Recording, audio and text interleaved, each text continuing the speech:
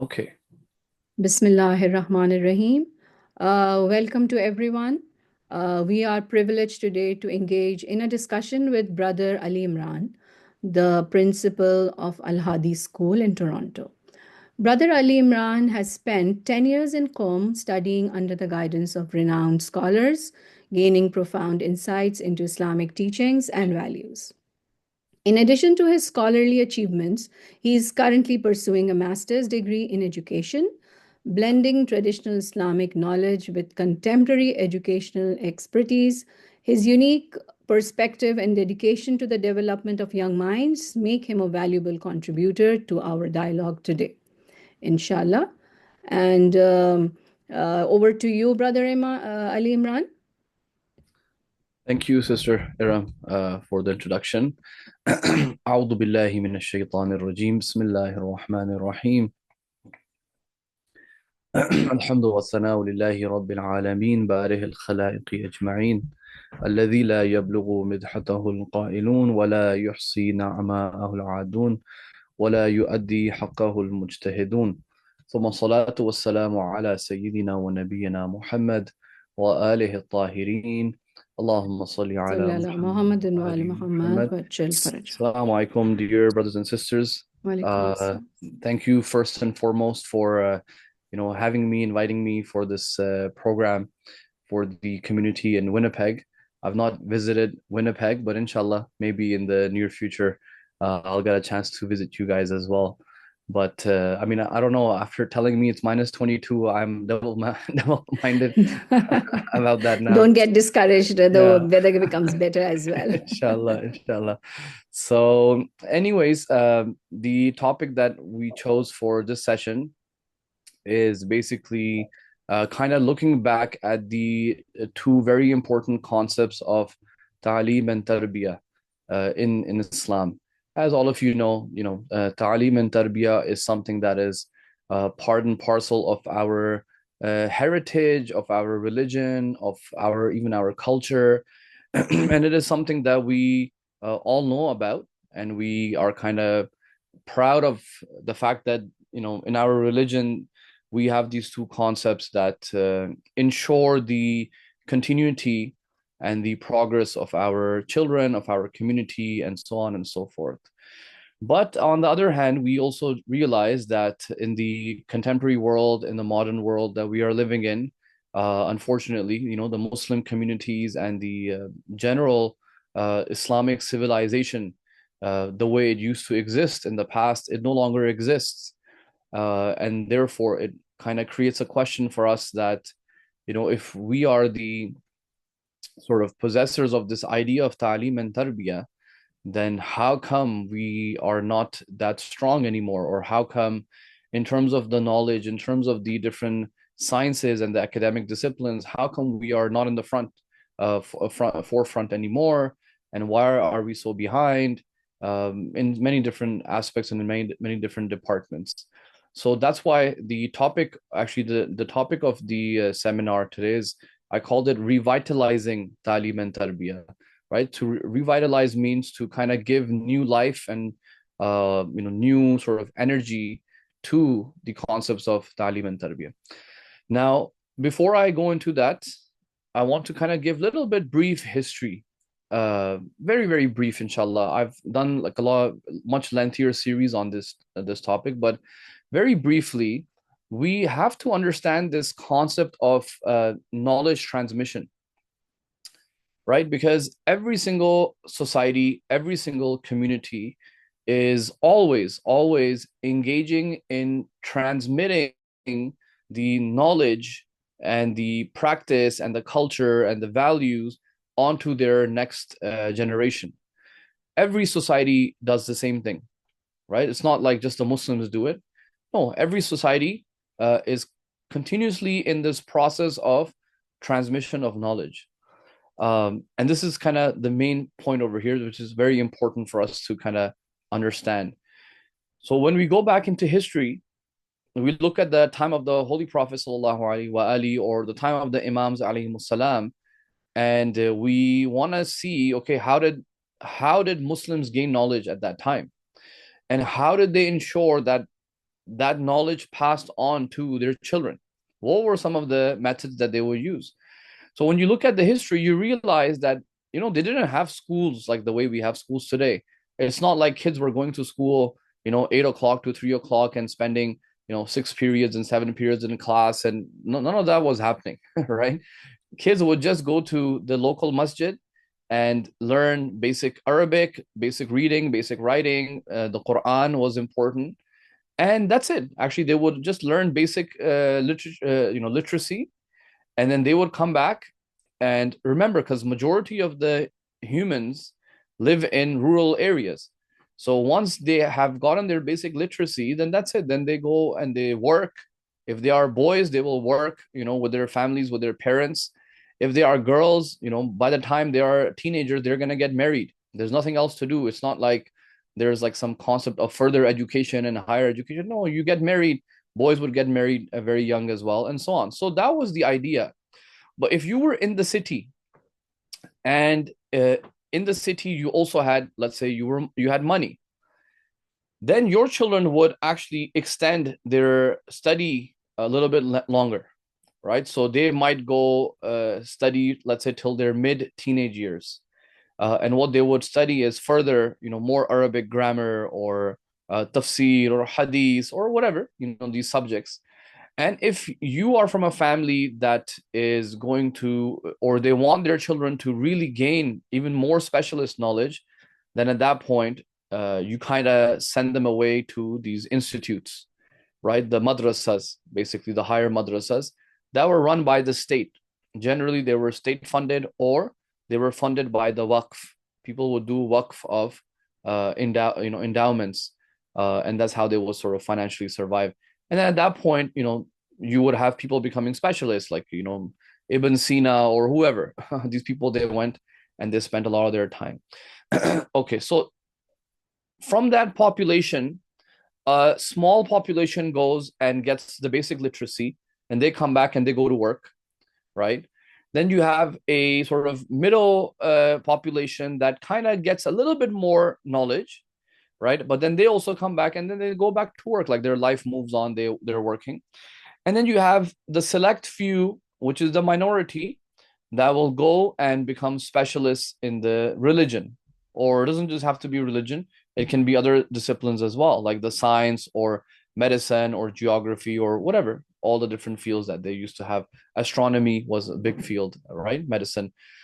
Okay, the question is this. So now that's how society used to work. The question is this: how or who is responsible for passing on that knowledge, that those people that became specialists, who is responsible for bringing that specialist knowledge to the awamun nas, as they say, the common person? If you look at it, this concept even today, the specialists that you have, masalan, the marja, the mujtahid or the maraji, if you pay attention, you will realize that actually you have no access to them, correct? The most you will probably do is, if you go to Najaf, you might get a small meeting with Ayatollah Sistani, and very short meeting, and then you go, that's it. And it's not like you can just call him anytime or meet him anytime. So you realize that, hey, wait, these specialists, there's very few people that have regular access to them. Most of the ummah has no access to them.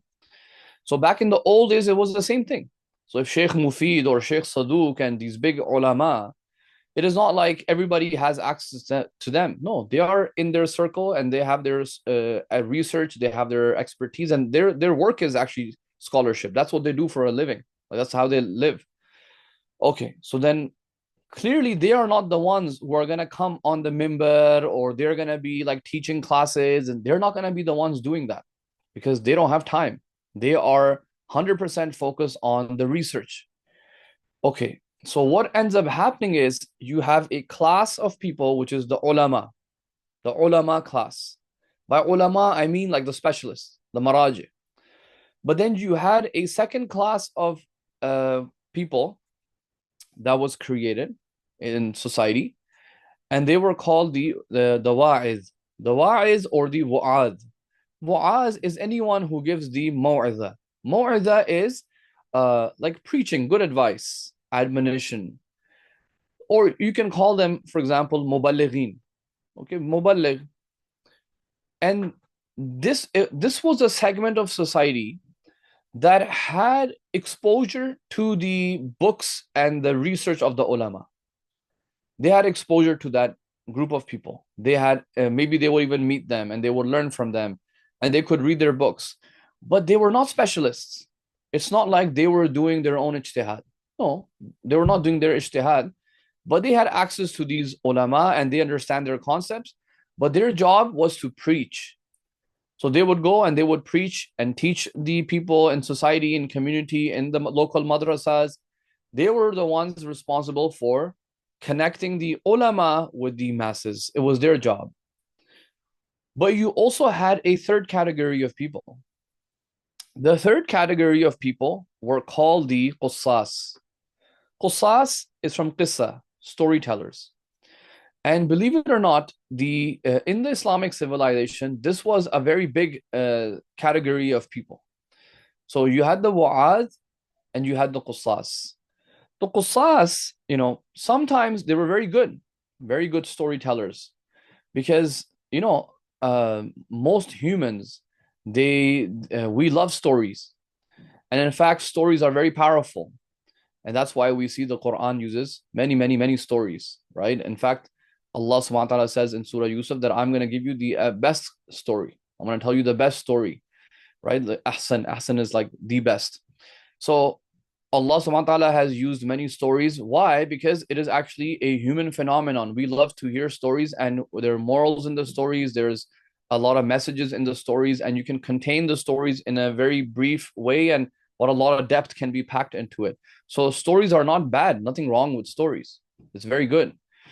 But in this group of the qussas, there were some people who were not maybe the best. So sometimes they would add, as they say in Urdu, like mirch masala. They would add spice to the stories, and people would listen to them and they would think, okay, maybe this person is telling the truth. But in fact, maybe the person is just maybe exaggerating. See, the difference between the Quranic stories is that the Quranic stories are stories, but Allah is using a lot of literary devices. He is using metaphors, he's using figurative language, but it's not a lie. It is not, nothing is made up, nothing is exaggerated. No, it is a factual story that Allah subhanahu wa ta'ala tells. Let's say in the story of Prophet Yusuf, if we take one example, or other stories, story of Prophet Nuh, or story of Prophet Musa alayhi salam. Nobody reads that story and they say Allah is exaggerating here as some fictional. No. The story is factual, even though it is using rhetorical devices. But amongst the qussas, you had people who were not aware of the religious teachings. The storytellers who were aware of the religious teachings, they were very good, because they can turn the knowledge of Islam in story-like format, and people would listen to them. So in the nighttime, people would go gather around a fire and they will listen to these stories. Even in the Arab culture until today, if you go to the Levant, like Syria and Palestine, Egypt, like Lebanon, these regions, they have an entire tradition called the Hakawati. Hakawati is a storyteller, actually. So, they gather in the cafes and people bring their kids, and the Hakawati tells a hikayah. Hikayah is a story, and this story has a moral to it. Okay, why am I mentioning all of this? Because I'm trying to show you that much of the Islamic civilization, the average person on the street, the normal person on the street, living in Baghdad, living in Kufa, living wherever, Medina, they are learning about religion. Their Taleem and Tarbiyah is being taken care of by the wa'iz, the preacher, and the preacher is connected to the ulama, or to the storyteller. It is these two segments of society that are taking the responsibility of the ta'lim and tarbiyah, because, as I said, most of the population doesn't study into advanced educational institutes. Most people don't do that. Even today, I mean, even if you look at the population of the world, a lot of the world lives in rural areas. They don't get higher education because In fact, it is even possible that that type of education might even be harmful to their tradition and culture. I'll just mention this one story in Iran. I used to travel a lot inside Iran, and I went to the western province of the Lorestan. It's called the Lorestan region, and over there I spent some time with the nomads, Khana Bedosh, people that are just moving around. So I spent some time with them over there, and their kids, like, they don't go to school. A teacher is sent to them to teach them like the basic English, math and reading, writing, Farsi. But actually, if you teach these kids and force these kids to specialize in science, or go too much in depth in that, they will lose how to survive as a nomad. They will lose that knowledge. Actually, knowledge that matters to them is survival, right? How to make a fire, how to cook the food, how to take care of the cattle, how to fight the wolves. Because I saw the kids over there, the little kids, they know how to use the guns because they have to make sure the cattle is protected. Now, if I take this kid out from that environment, and by the way, this was in a canyon, like we were literally in a canyon called the Shiraz Canyon, Shirez. You can Google it, Shiraz Canyon. In the mountains, if you teach these kids, I don't know, Pythagoras theorem and start teaching them a complicated math and spend them, take a whole, couple of years to, and remove them from that environment, they cannot come back and settle back in that environment. Very much similar to us, like on a very simple example is, if we have immigrated from our lands back home, whether it's Pakistan, India, Iraq, wherever, and we spend even a few years in the West, it is now very difficult for us to go back and adjust to that lifestyle. We're just not used to it anymore because we have, our way of adaptation has changed. So that's, even in our own life, we can see this example. So with the kids, it's the same thing. So sometimes actually some type of education is detrimental to them because it will make them lose their heritage and culture. So in fact, these kids need a different type of education. Their priorities are different. They have to learn other things. Anyways, I'll just mentioning this example, right? So that is the segmentation of society. Do we have this segment? Do we have these segments of society today? Who is responsible for the Taleem and Tarbiyah today?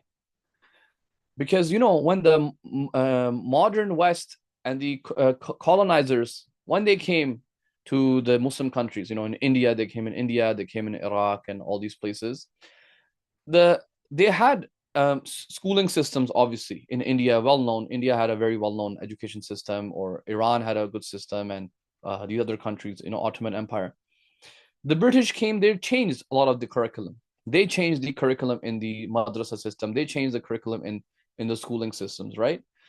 Now, today, if you notice, we don't have, at least we don't say it, but technically we don't have storytellers today.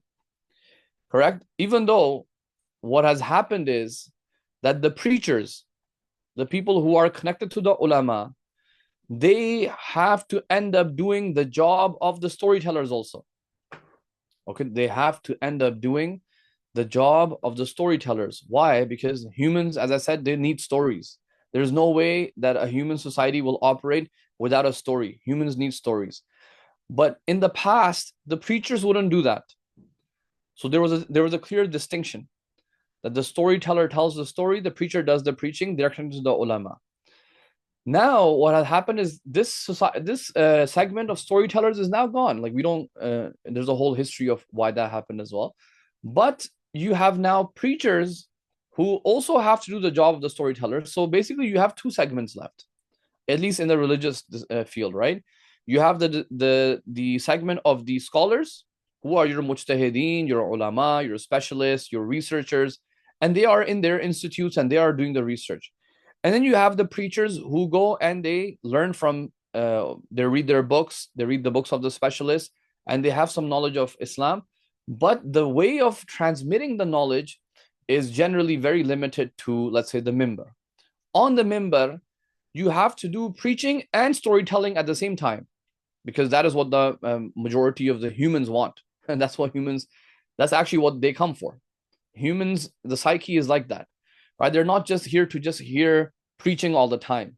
As they say sometimes, some person is too preachy, he preaches too much. Humans don't like that. It's you become mutanaffir, always somebody preaching to you. You actually don't like that as a human.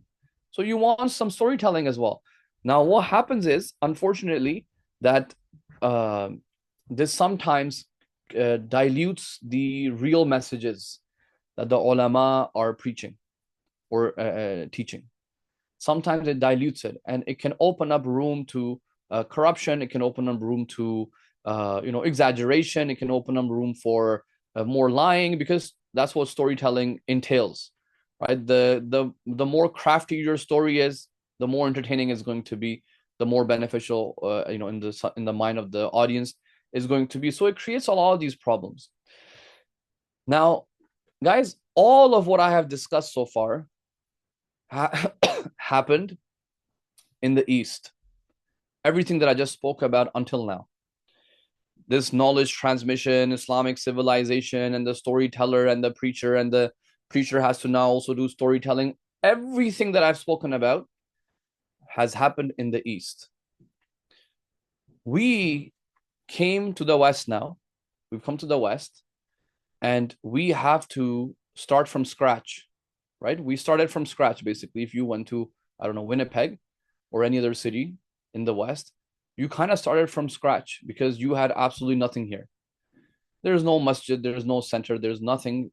First couple of years is just survival, financial, job, all of this, and maybe you have a little bit of peace of mind that the kids are going to a free school. Okay, someone's taking care of their schooling.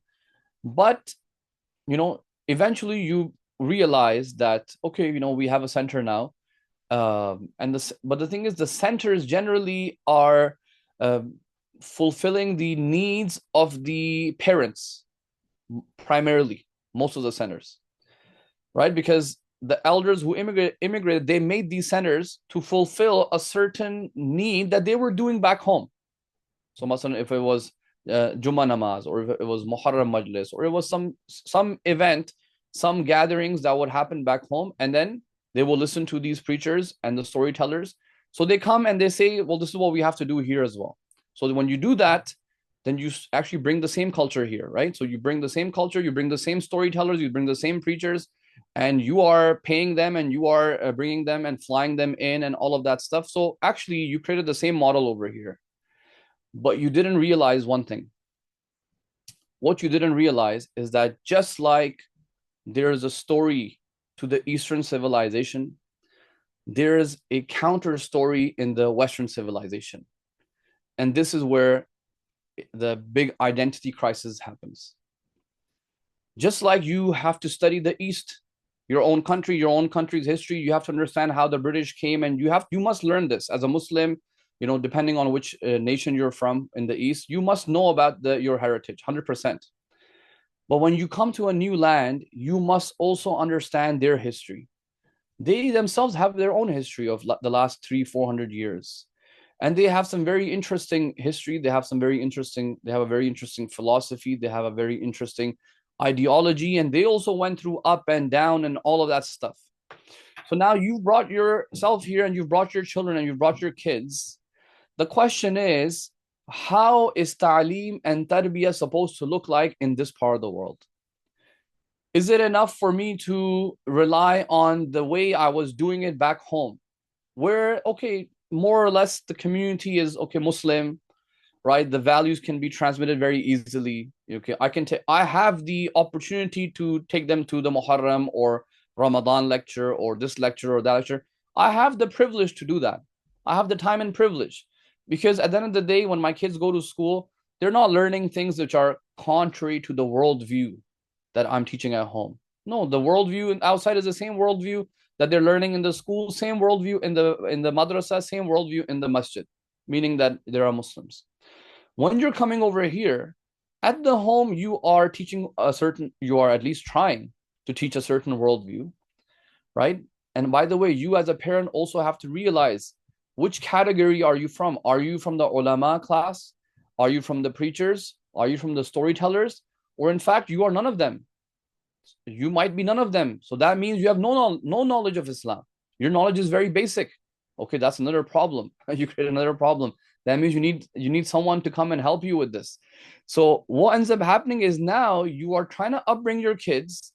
You are trying to give them some taste of your worldview, but majority of the time the kid is spending in a school outside, which is, you know, the worldview is so contrary. I cannot even begin to explain how contrary it is. It's not just about, LGBT or rainbow. These are very later issues.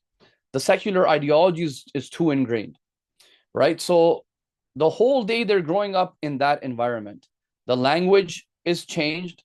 The way of thinking is different. The way to approach things is different. The way to calculate and make decisions about your life is different. It is all dictated by a certain worldview, the Western worldview, which itself has its own history, by the way.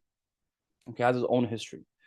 Okay, so your way to correct this is, okay, I'll take them to madrasa on a Saturday or a Sunday, and 2-3 hours they will learn Arabic, and they will learn 1 hour of diniyat, 1 hour of Quran, which I myself went to Sunday school, and most of the kids hate Sunday school because nobody wants to spend their weekend in the madrasa. They're going to school 5 times a day. Most of the kids don't like it. I went myself.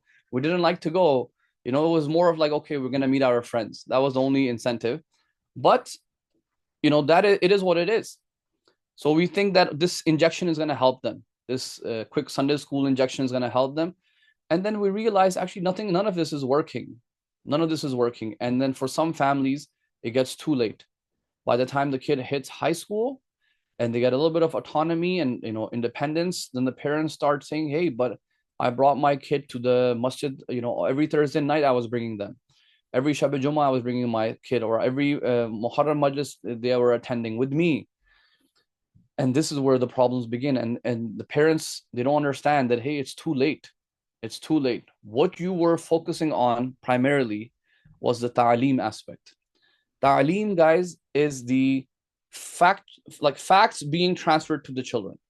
So from a ta'aleem perspective, your kid knows the math, he knows the English, he knows science, she knows social studies. They know all these factual information.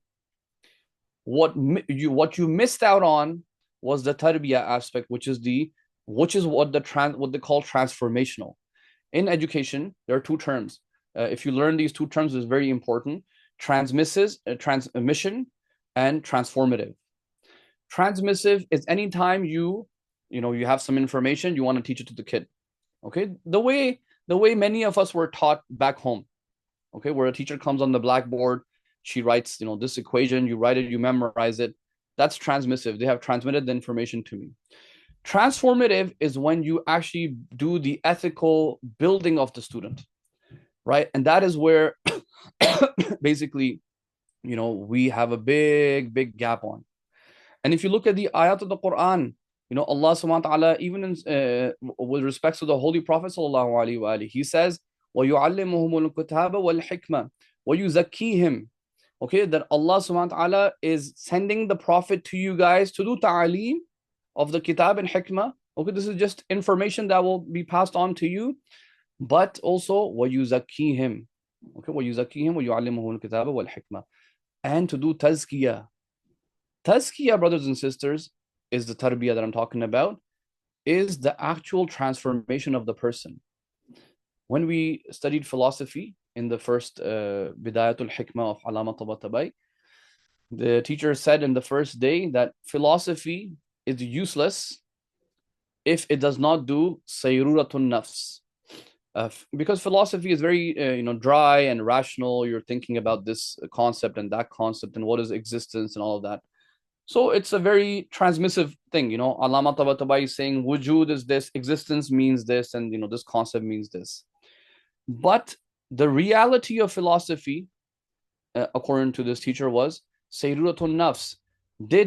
When you started philosophy and when you end and finish studying philosophy, are you a different person or no? Did this study of this discipline, did the study of this subject actually change you, or did it not change you as a human? That is actually the tarbiyah aspect. Okay, now the question is, who is going to do the tarbiyah? Who's doing tarbiyah? Of course, parents are number one, no doubt. Okay, the parents have to play a huge role in this, right? Parents have to play a huge role. in the tarbiyah of the children. But the reality is that a lot of different factors are playing a role in the tarbiyah of your child. A lot of different factors. Number one, besides the parents, is the school. That's the most important thing, because your kid is literally going there 6, 7, 8 hours a day, 5 times a week. So in fact, sometimes it has a much more impact than the home, because sometimes parents may not be that good at doing tarbiyah. Maybe the parents are both working, they don't have time. Maybe they have more than one kid, so it gets hard to manage, 2, 3 kids. All these other obstacles might be at home, which limit the parents' ability to do tarbiyah of all the children, in the best possible way. But they still have a duty over there, right? But the point is that majority of the time, the kid is spending time at schools. So over there, who is responsible for the tarbiyah? The teachers in schools, in public schooling, they are not really trained to care about the tarbiyah aspect. In fact, it is not even their job. If you are a certified teacher, your job is that you are a skilled worker. As a skilled worker, if you are a plumber, let's say you're a skilled plumber, your job is to fix the plumbing. Okay, fix the plumbing of the house. You're not there to sweet talk the customer or make them feel happy through your conversations and ask them about their well-being. No, you don't care about that. You just want to come in, fix the plumbing, and take the money and go home. That is what a skilled worker is. Teachers in Canada, if they are certified, that's the general idea. Like, you are a skilled worker. The government can trust you with children. Basically, that's the main idea. We can trust you around children, and you are legally responsible for that. Do you have to go out of your way to care about these kids and their well-being? And I mean, they say a lot of stuff in theory, but their teachers are not legally responsible to do all of that. As long as they're physically safe, no abuse is happening, and then you teach the class. That's it. So look, that means you need to have an understanding that the people that I'm going to send my child in the presence of should be individuals that are not just doing ta'aleem, but they are playing the prophetic role, the seerah of the Rasulullah sallallahu alaihi wasallam, of ta'aleem and the tarbiyah. Who's doing the tazkiyah part? who's doing that? It has to be together. If Allah subhanahu wa ta'ala is saying that the Prophet, you have to do both of these. There is no way that you can just do yu'allimuhumul kitab. If you just do that, it's not going to work. It's going to be a one-sided impact. If you just do yuzakkihim, even that is not enough. Like, just purifying your nafs, but your jahalat is still there, you're still ignorant. That is also not enough. You need to do both the ta'aleem and the tarbiyah aspect over here. And that is what the Quran is emphasizing over here. And therefore, it makes the teacher's responsibility and the individuals who are taking care of your children extremely, extremely important. So the way we see it is that you have Allah subhanahu wa ta'ala, who is the Ar-Rab. Okay, He is the Rab. Rab comes from Rububiyah, somebody who is nurturing and is doing tarbiyah.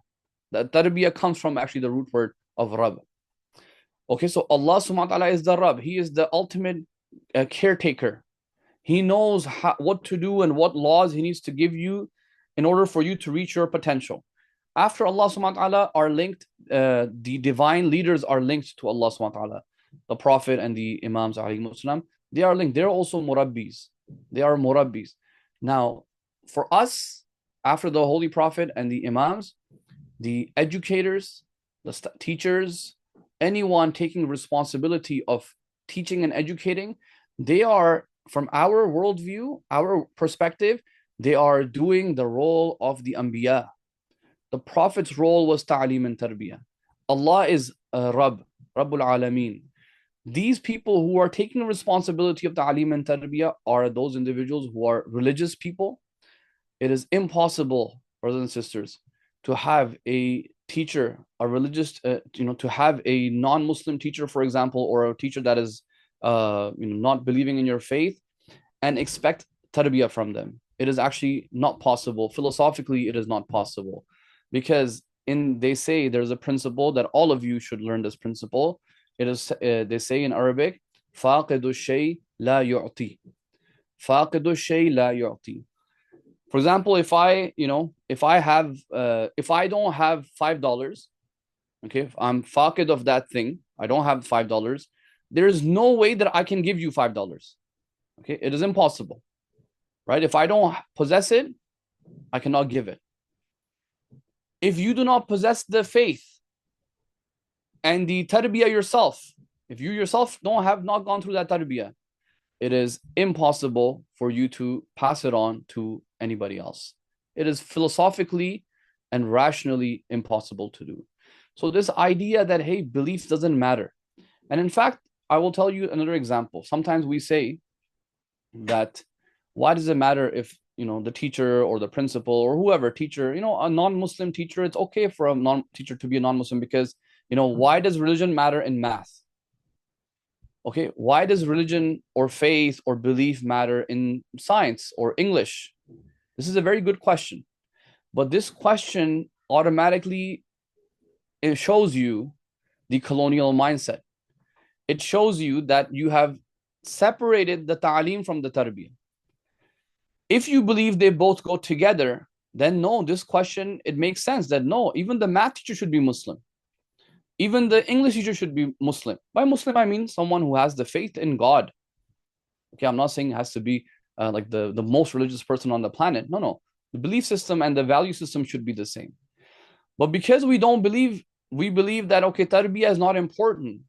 And we believe just the ta'aleem aspect. Yeah, sure. Even I will agree with you. If you just care about ta'aleem, which is the transmission of knowledge, okay, yeah, you can have even an atheist teach my kids. I don't care. An atheist can teach my kids math and English. Okay, a person from the LGBT community can teach my kids math and English. What's the problem there? There's no problem. No, but aslan, we don't believe in that. We don't believe it is just ta'aleem. The whole discussion is that it's ta'aleem and the tarbiyah. So how can I give my kids to the presence of someone that it doesn't believe in what I'm believing in, right? So there's no way the tarbiyah is going to happen. So look, we have to kind of revisit sort of our understanding, because we do focus a lot on education and ta'aleem of the children. And it is also coming from a certain mindset that we have developed because of the British rule that we have had, in our countries for centuries. And we come and everybody wants to be a doctor, everybody wants to be a lawyer, everybody wants to be even by the way, pay attention to even the professions we choose or we want our kids to do. A lot of this has been shaped by certain, thought processes and stuff. But how can it be that we don't care about the tarbiyah of our children? So, this is sort of the short talk I wanted to give, that we have to revisit this idea. And even in our centers, for example, we should invest some time and research what type of programming can we have for the children. Because guys, look, at the end of the day, once you hit a certain age and you have children, all you should really care about is your children and not so much about yourself, not so much about your programs. Okay, alhamdulillah, our programs, the elders, we have done our programs all our lives. We have done our programs. The world has changed, time has changed. Maybe we're in a different country, different part of the world. What matters the most is your children right now, because once they are gone, this is useless. Like this, no one will come to the center in 20 years. No one's gonna come. The kids will disappear. So investing all of the time and energy and resources in your children and thinking of good, interesting programs. Even the madrasas, I shared this idea with our local madrasa actually over here as well. I visited this, didn't visit actually, I met the teacher there of this madrasa in England. It's called, I'll share it with you guys. It's very interesting. As I said, like these are just things people are doing. Is a lot of Shia communities are doing this thing, interesting stuff. But I'll share it, I'll share it with you guys in a bit. Here, it's called wearethecube.com. Now, this is a Sunday school. Like literally, this is a Sunday school in England. And it's so much more interactive for the kids. And it has, they have, the madrasa classes and stuff, but it's interactive, it is hands-on, it's more contemporary with the times, right? So, of course, something like this will require some time, effort, research, seeing how many resources we have. But I'm saying we have to invest in these resources. It's not even a choice or an option. If you do something like this, your kids will want to come to madrasa every Sunday. I guarantee it, right? Because the way we're teaching madrasa right now is the transmissive approach. We come, we sit, they sit there, and something on the board, big textbook, heavy text. It gets, that's not really the right way to learn, because most kids don't have the, as they say, hosla in today's generation. This is the tick, as we say, the TikTok age, which is another issue. The social media is another big issue, right? And this TikTok age has very short attention span. So we have to think of ways to ensure that their tarbiyah is done in the most effective way. So that requires, brothers and sisters, a lot of time and sacrificing your interests as a parent. That's very key, right? You may say, hey, but we have to do this program, or this program is clashing with the children's program, so cancel the children's program. I have seen many communities will do it. They'll say, hey, let's cancel the youth program because our program. No, I mean, as an elder and as somebody who cares about the kids and the youth and the children, always prioritize their events, their programs, even if you have to cancel your own.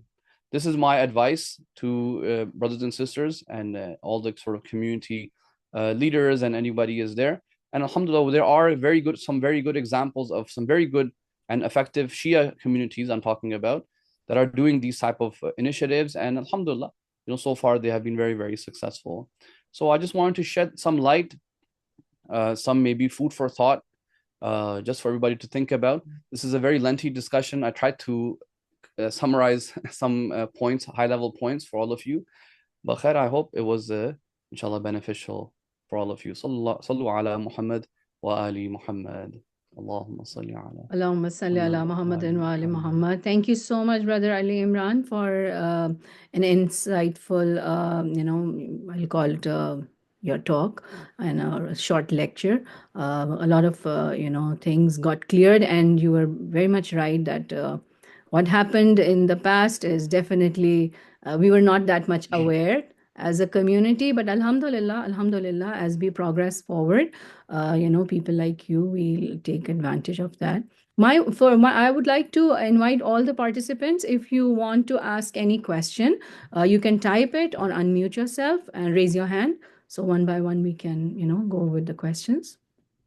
My question is, there is an issue, that what happens that you said that children would like to come to madrasa, and if things will change, we'll go and visit the website and definitely take some ideas. But the question is not with the children, it's with the parents. There are still parents who think that whatever we are doing at home is fine. Madrasa is not important, even if we sometimes talk about a Shia school. They say that, okay, Christian schools are good, where our children are doing well, and the tarbiyah part is being given at home. So Hmm. how to tackle that situation when we see that tarbiyah part is not being done means. I mean, see, the problem is tarbiyah is not some part-time job, like some part-time gig. At home I'm doing it, but outside they don't have to do it. Tarbiyah is happening at all times of a child. The child is, look, my focus is mostly on younger elementary, let's say up till 14, 15. This is the age range I'm talking about, because 15 and above, things change. In high school era, that things change. And in fact, the opportunity to do tarbiyah, at certain points, you may have even missed the boat by that time. So my conversation is in the context of younger kids, like 14 and below, let's say. So with this age, look, tarbiyah is not a part-time thing. Okay, we are doing it at home, and then in public, 7, 8 hours that they are there, it's okay. We will counter it. I think this is sometimes a little bit naive on our part to assume that we are dealing with civilizations that have culturally colonized our entire nations in the East. They have so much money and funding and power that if we think that, hey, my tarbiyah at home is enough to counter all the work that they're doing in the schools, then I think that's very naive. Then we don't understand what we're up against, actually, right?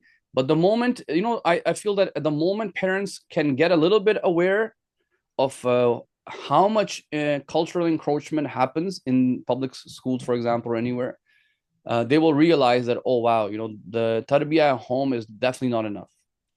right? I'm not saying that it's not required. They must keep doing as much as they can, but unfortunately, by now, I've myself have seen too many cases now, too many cases where things go wrong for certain families, and then they worry complain about what happened. And I'm not saying the parents are necessarily like directly responsible for it. Kids will have their own lives and they grow up as well. The Anbiya, their children, some of them were misguided and stuff as well. But we have to see, have we done our entire due diligence or no? This is the main thing from our part, right? So no, I think tarbiyah at home obviously needs to happen, but it's not a part-time thing. They're more present in the public sphere longer in the day than they are at home. At home, by the time they come home, maybe they eat food, lunch, homework, and they're back to sleep. That's it. So that's Yeah, really and about when it. both parents are working too, I think it becomes a Yeah, part-time thing. yeah, yeah, Right. Thank you so much. There's a question here. You mentioned a point about how human love stories. Do you yeah. think parents teaching the kids from a young age Islamic and inspirational stories of the prophets and imams would get the youth interested more in Islam and its philosophy? Yeah, definitely. I think this is very common practice, right? Many parents will tell their kids stories, and kids love to hear these stories as well. Sometimes, look, they don't always have to be stories of the prophets either, right? Like you don't have to force Islam in the stories. Sometimes it can just be like the boy who cried wolf. The boy who cried wolf, is a story. The guy is not saying I'm a Muslim or I'm a Shia. No, it's just a normal story, but it's about lying. So sometimes you have to be careful, like don't overdo it either. So no, definitely, I think you must expose kids to stories, and in fact, teach as much as you can through stories, as much as you can. We do this a lot in our school at Al-Haadi school. We do have a lot of focus on storytelling. Even myself, like I have become a storyteller myself. So many stories, and anytime there's an opportunity that comes, we mix it with a story, and then we teach even science and math and English and many things, many things. Maybe inshallah in the future I can demonstrate and show some of the case studies of how we do it in our school. I'll read the next question.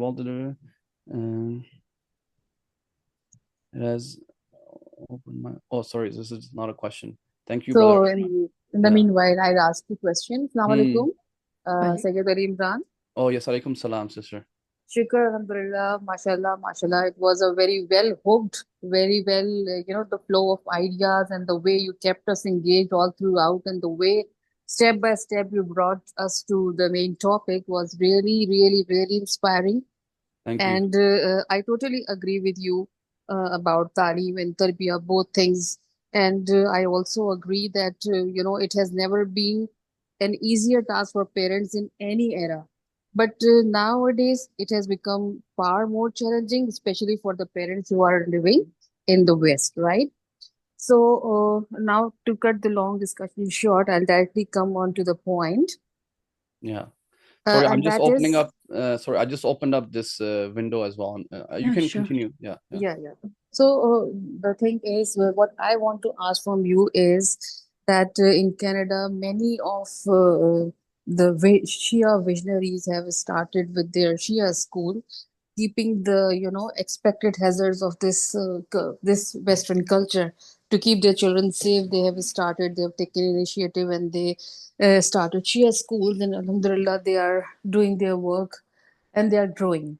Now, yeah, the people in Winnipeg, they also feel the need of having a Shia school, and some visionary people have really they have come forward, and they are trying their best to bring this vision into reality.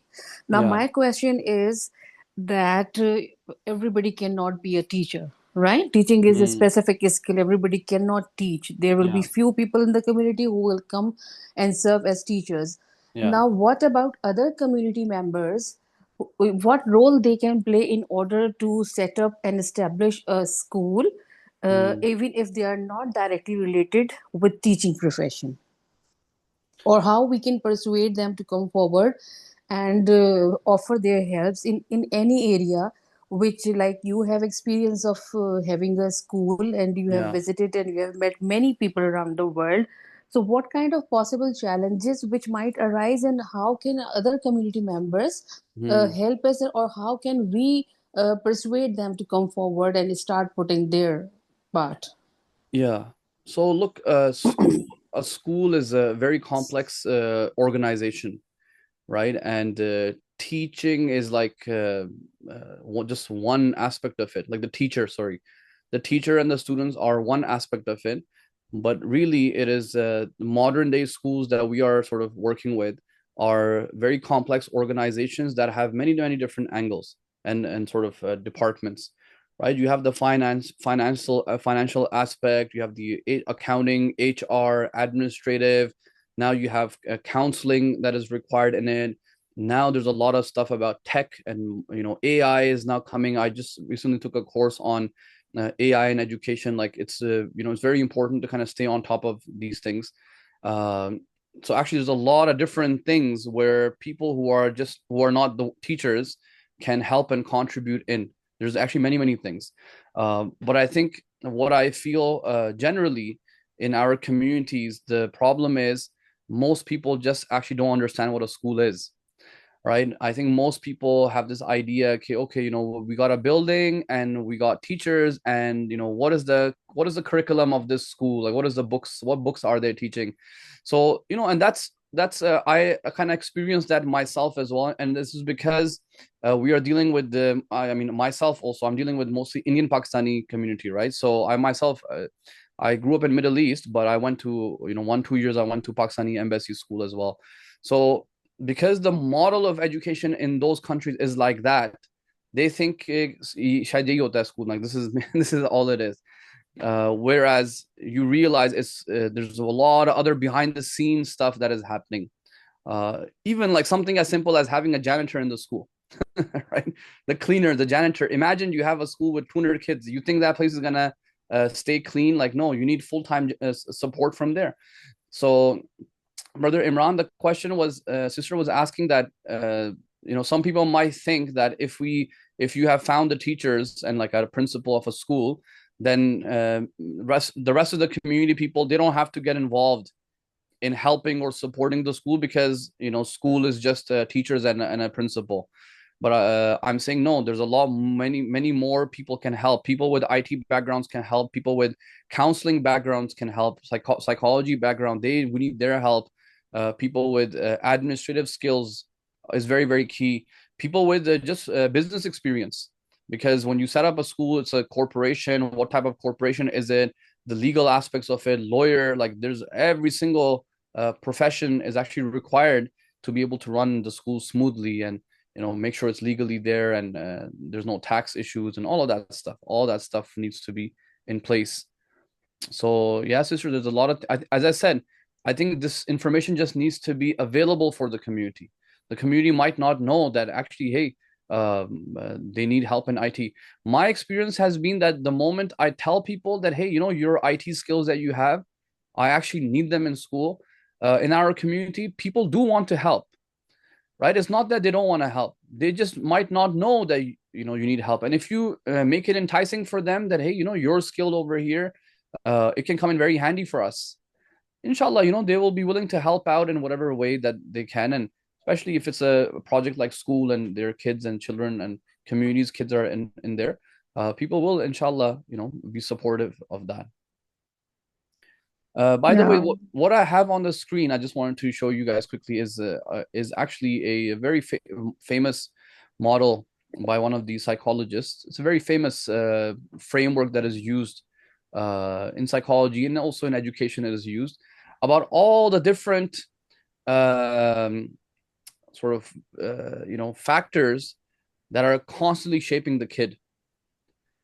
Okay, these different systems that the child is growing up in. So you have the micro system, then they have the meso system, the exo system, the macro system, and what they call chrono system. I'm not going to go through this in detail, but basically the micro system is the family, the center, religious organization, the school, the friends, the neighborhood.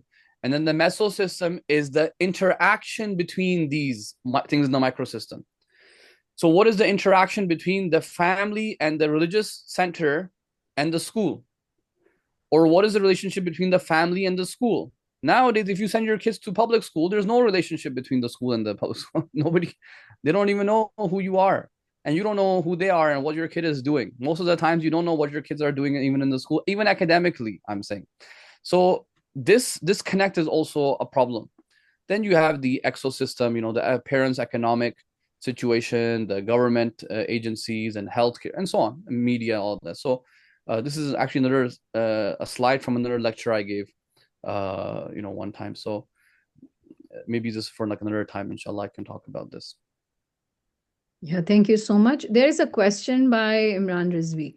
So can you just, answer that? Does it require a mandatory few? Brother, basic building block of which aspect? A mandatory few years for the children to complete a school type or a full-time instruction. What is this for exactly? Or should it be? So, Imran, you can yes, unmute. Assalamu alaikum. Alaikum So salam. I was very much enthused by this topic, and especially the way you delivered it. I was wondering, out of the different options that we have to train the children, especially in terms of building their tarbiyat, is one would be to put them a full-time initial few years, maybe 2 or 3 years initially, instead of putting them in a Montessori, put them into that religious school and give them a full 100%. And secondly would be to put them into a Sunday school, so it would be a part-time. Or thirdly would be to give them small doses of this tarbiyah all through their formative years. What will be the most effective? It's a psychological, most of it, psychological aspect of this question, but I thought you might. No, so I think, look, elementary, they should, if it's possible, if it's not possible, then you cannot do much. But ideally, at least until grade 8, grade 9, they should be in an Islamic school, right? And by the way, when I say Islamic school, I have a very different definition of what that means. So I don't know what the audience might understand when I say Islamic school. Islamic school is a very different concept for me. And, if you go to our website, maybe you might see some things, So it's a very, very different concept. So that is what I would say you would put the kid in that. Why? Because we focus a lot on the tarbiyah, transformative. As the kid grows older and they've now become more mature, they're a little bit more capable of making decisions, they are capable of differentiating worldviews. Look, eventually they will have to be, they will become more transmissive in their learning, right? Masalan, in university, it doesn't matter if the professor is Muslim or non-Muslim or atheist or whatever. It doesn't make any difference to me, right? Because now I'm not going for tarbiyah. My tarbiyah aspect should be done. And by that time, I should also know who can I go to for future tarbiyah. By that time, I'm old and mature enough. So I can easily go and make decisions and say, okay, I will study with this professor. He's an atheist, but I'm just going for the Taleem aspect. So yeah, at older age, it may not matter so much, right? It may not matter so much, but this is only with the assumption that their formative years have been built and their worldview has been sort of developed, that they can now be confident in their faith and they can be confident in their belief system, that they can even go sit in the class of an atheist or whoever.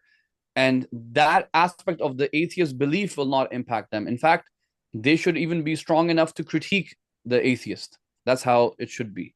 So yeah, I think my point here is that this is more about the formative years, let's say up until 13, 14, 15 years old, right? I mean, in an ideal scenario, like you might even want to have the entire high school as an Islamic, which we do have some Islamic high schools, and there's a lot of benefits to that as well. A lot of benefits, a lot of advantages that these high schools have. Most of the high schools I've seen or I've heard of in North America are actually pretty successful Islamic high schools, right? So alhamdulillah, that's very good that they are, because high schools gets a little bit complicated to run. It's much more difficult, and you can only run it if you are very good at running it. So alhamdulillah, these high schools are very good in US and Canada. So that's the situation basically. Yeah, but if you don't, sorry, I'm saying, but if you don't have this, then of course Sunday school is your second best option. Yeah, that's right. One more question. I think it will be the last one. If anybody would like to ask, please either you unmute yourself or you can type in. My question is integration of of Islamic values in the subjects, maybe in social studies, geography? How does that work? And I heard that you guys are doing at Al-Haadi school. So, how does that work? Look, we have to think about it a lot before we do it, right? So we plan our lessons accordingly. We plan them. It's kind of hard to explain because there's so many different things. So, masalan, like I'll give you an example. Like let's say we're doing a novel, right? So I did a novel this year with the older grades.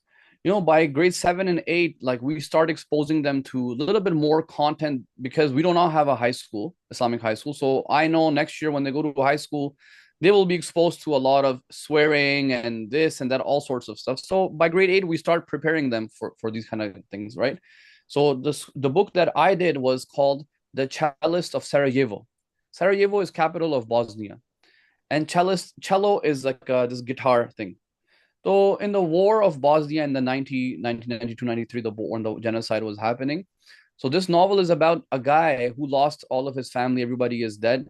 And he would go to a place where this bomb blew up and he would just play his music. That's it. And the whole movie is a whole book is about resilience and how they dealt with it. But the book is written from the perspective of 4 different characters. Now, in the book, it is talking about Bosnians are all Muslims. Now they're all Muslims, but they are behaving like Europeans. So the kids are reading this novel, and I'm reading with them, and they're confused, like, "Oh, Brother Ali, like, why is this girl hugging the boy in the novel? Are they not Muslims?" So actually, this allows me now to open up discussions about colonization and this and what happened and why the culture changed. And so this is actually very common in our school. Like we talk a lot. They know, the older kids know a lot about this, what has happened in the Muslim empire and Muslim world over the last century. So it's easy for me to talk about these. But then let's say stuff about family. So there's one guy in the novel that has to help his neighbor. So even though he doesn't like to help the neighbor, but he has to help. So that's a very important place where you can bring up this idea of, even though the European individualized culture is there, but that Islamic culture of helping neighbors is still there within their value system. So it's like a crisis happening. So this is how, but look, you have to prepare in advance. Right. So you can bring up these concepts in the class. So this is just one example. There's a lot. And it's, as I said, because it's integrated, it looks very natural. Right. It doesn't look like it's added on, or it's like a additional. No, it's like built into the classroom. The language matters a lot as well, right? So when we say we want to something as simple as like classroom jobs. So we don't say classroom job, we say khidma. Right? Because we're all here to serve each other. Like we're serving our classmates, serving the people of our community. We're not here to do a job. It's not my job. It's my service. I want to sacrifice. I want to do khidma. Or detention is like we don't say detention. We say like reflection. Okay, like a muraqaba, like a muhasaba time. Go figure out why did you mess up, for example. So these things are all integrated within it, but it looks very natural, and kids grow up with this language, basically. Yeah. Thank you so much. Yeah. Thank you so much for your time and the eye-opening knowledge you shared with us. Brother Imran, the points you highlighted in your lecture are extremely important and have provided us with valuable insights. We look forward benefiting further from your advice and wisdom in the future. Thank you very much again. Thank you, sister, and thank And you, everybody, for having me. thank you all for attending today's program, and inshallah we will look forward meet again. Thank you. Inshallah. Thank you so much. Thank Allah you. Hafiz. Jazakallah. Allah Allah Hafiz. Hafiz. Allah Hafiz. Allah Hafiz.